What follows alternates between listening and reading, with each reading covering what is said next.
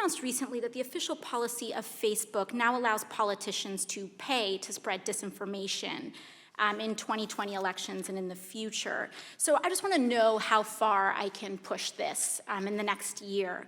Under your policy, using census data as well, could I pay to target predominantly Black zip codes and advertise them the incorrect election date? No, Congresswoman, you couldn't. But you said you're not going to fact check my ads. We have, if anyone, including a politician, is saying things that can cause, that is calling for violence or could risk imminent physical harm or voter or census suppression when we roll out the census suppression policy, we will take that content down. So you will, there is some threshold where you will fact check political advertisements. Is that what you're telling me? Well, Congresswoman, yes, for specific things like that, where there's imminent risk of harm. Would I be able to run advertisements on Facebook targeting Republicans in primaries saying that they voted for the Green New Deal? I mean, if you're not fact-checking political advertisements, I'm just trying to understand the bounds here.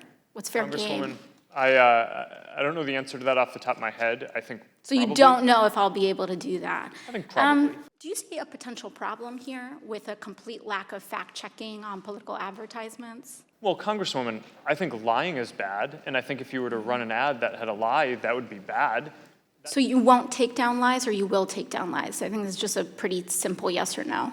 Okay. I believe that people should be able to see for themselves what politicians that they may or may not vote for So are you saying, won't take judge them their down. character for themselves. So you won't take, you may flag that it's wrong, but you won't take it down. Question, in your ongoing dinner parties with far-right figures, some of who advance the conspiracy theory that white supremacy is a hoax, did you discuss so-called social media bias against conservatives, and do you believe there is a bias?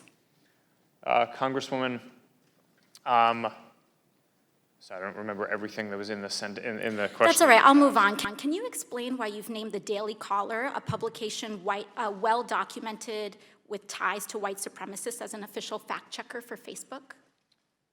Congresswoman, sure. We actually don't appoint the independent fact-checkers. They go through an independent organization called the Independent Fact-Checking Network that has a rigorous standard for who they allow to serve as a fact-checker.